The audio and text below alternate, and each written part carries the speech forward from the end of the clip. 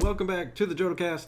I finally had a chance to play the Imperial Assault Legends of the Alliance app that came out, what was it, last fall already?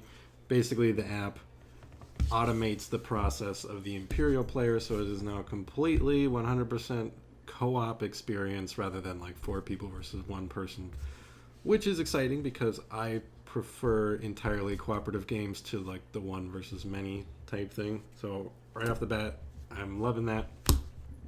I usually, and it also lets you play solo. I usually don't ever play board games by myself. If I am bored and want to play a game by myself, I'll go play a video game. Yeah, I'm feeling good tonight. Finally. But this was actually a really enjoyable experience to play by myself. So if you're into playing board games by yourself or you want to give it a shot, this is actually a good way to do it. Otherwise, it still supports up to 4 players. This was more enjoyable than I expected. There's a lot of different rules than in the base game. So if you're very familiar with the Imperial Assault, there's some new stuff to learn, but it's not like drastic and you get the hang of it really fast.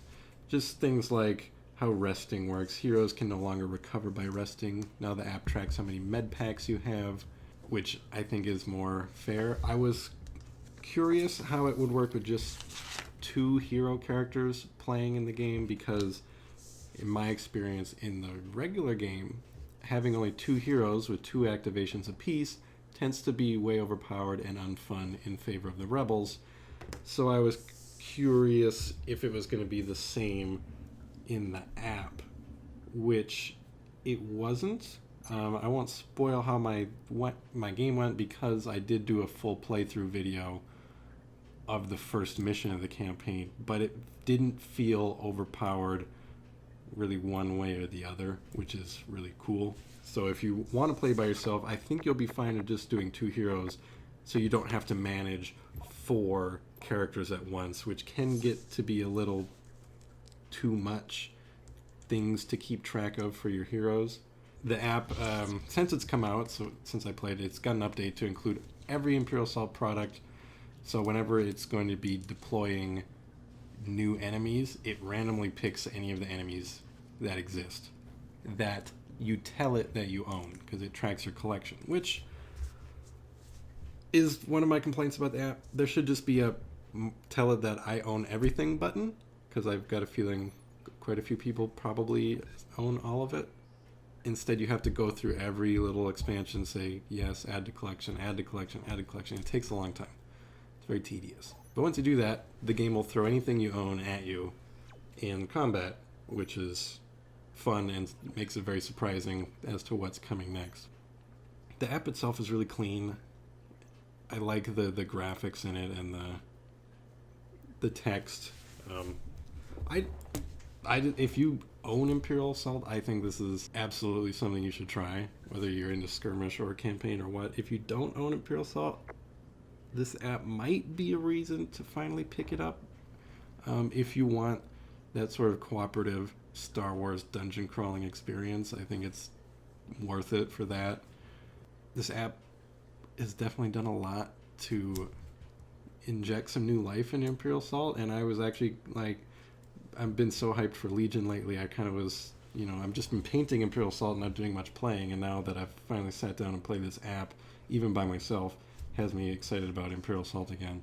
So if you haven't tried it yet, I'd recommend you try it. The only negatives I have about this app are the interface for inputting your collection is really tedious, and it just takes a sec to kind of wrap your head around some of the rules, because like when an Imperial figure goes, it gives you a big list of things they can do, and then you have to go through and do them or skip the things if they're not able to do that. And sometimes it's hard to figure out whether they actually can do that or not. Maybe I was just reading it wrong, which is completely possible. I'm not perfect. But yeah, it was just really fun. This isn't even really a complaint, but one thing I wish, because I was playing on the Steam version, because you can get this on Steam on your computer, Android or iOS. I was playing on Steam. It would be neat if it would save my game progress between different platforms. So if I was playing on my computer and then I picked it up later on my phone, I could continue my progress there. But that's not a huge deal because you're probably always going to be using one device. If you want to see a full first mission of this, you can check out my other video. I'll put the link in the description. But I really liked this, so I'll probably end up finishing the 5 missions, and I look forward to them adding more.